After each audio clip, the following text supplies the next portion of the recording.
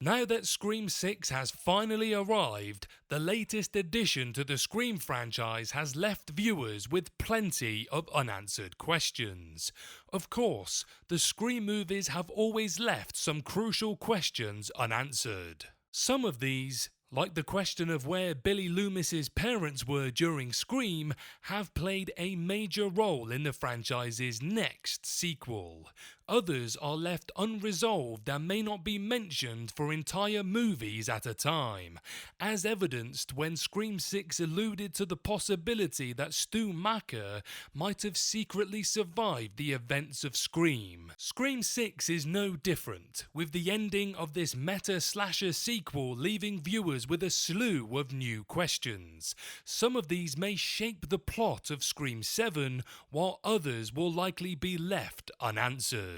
But before we head back to NYC, try not to get killed and see what questions we can come up with, I'd like to say hello guys and gals, I'm Nick and welcome to 30's Feedback. So, Scream 6's version of Ghostface turned out to be a very different beast from the villain's franchise predecessors, since for the first time in the series, there were not one, not two, but three characters donning the iconic mask. It turned out that the seemingly dead Quinn, her father Detective Bailey, and her brother Ethan were all the killers, and Sam and Tara managed to defeat all three villains. However, not every loose end was wrapped up.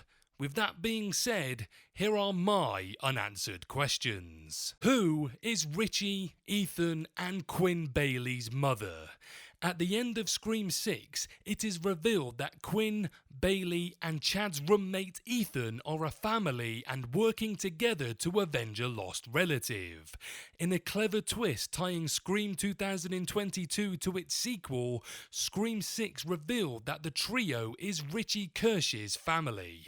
However, if Bailey is his father and Quinn and Ethan are Richie's siblings, who is the mother? Their whole family is accounted for except for Richie's mother, and since Billy Loomis's previously unseen grieving mother came back as a killer one movie after his death, it stands to reason that this could prove to be a pivotal omission. Is Sam Carpenter really destined to be a killer? Like Scream 2022, Scream 6 plays up Sam's killer instinct via her brief, hallucinatory glimpses of her biological father, Billy Loomis. Both movies use this as a red herring to place suspicion on Sam. However, Sam seemed like a ruthless killer at the end of both films. It could be a mistake for the Scream franchise to turn Sam into its next killer, since she is a resilient and likeable final girl. However, the series still seemed to sow the seeds of this potential twist in Scream 6's brutal ending. Will Sidney Prescott ever return to a Scream movie? It seems likely that Sidney will return in Scream 7 since she survived the events of Scream 6 unscathed. While it made sense for Sidney to have no involvement with this saga chapter, since its plot revolved around the family of Sam's ex seeking revenge against Sam and her family, the next Scream sequel could boast a closer connection to the original story of the series. This leads to whether Scream 7's final girl will be Sidney or Sam if Campbell does return. However, since Jenna Ortega's Tara is Scream 6's final girl as much as Sam, this one is almost impossible to predict. Is Ethan still alive after Scream 6? Ethan Landry received the same on-screen death as Stu Macher, who Scream 6 confirmed could still be alive.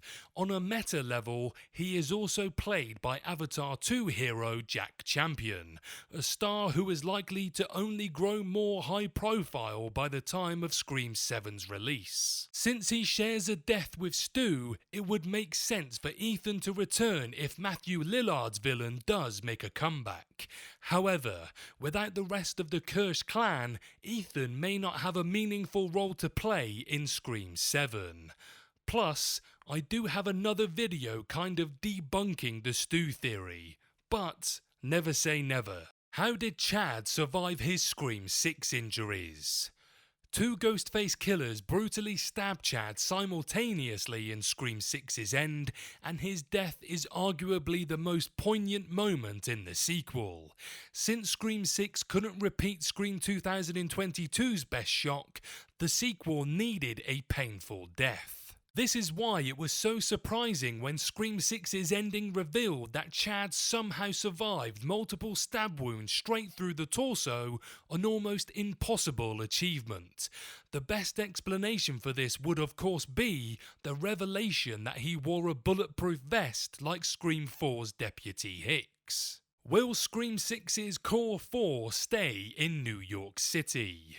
It would be understandable if the Core 4 no longer felt safe in NYC after the events of Scream 6. However, it would not make much sense for them to return to the small town of Woodsboro, where nearly every earlier iteration of Ghostface struck. While returning to Woodsboro would facilitate a more traditional Scream 7, this would also be tough to justify in narrative terms, making it hard to predict whether the Core 4 will remain in the Big Apple. What's next for Kirby and Gale after Scream 6? After Scream 6's surprisingly high survival rate, Scream 7 risks bringing back too many returning characters. Gale, Kirby, Mindy, Chad, Sam, Tara and potentially Sydney could all come back, making for a huge cast. Furthermore, these characters are all well liked, meaning viewers won't necessarily want to see them die in Scream 7. If Scream 7 does undo Sidney Prescott's Scream 6 absence with a Neve Campbell comeback, the sequel doesn't necessarily need to bring back Kirby and Gale. However, after Scream 6 left them alive, the next Scream sequel would at least need to explain their whereabouts. What do you guys think? Let me know your unanswered questions from Scream 6 in the comments below.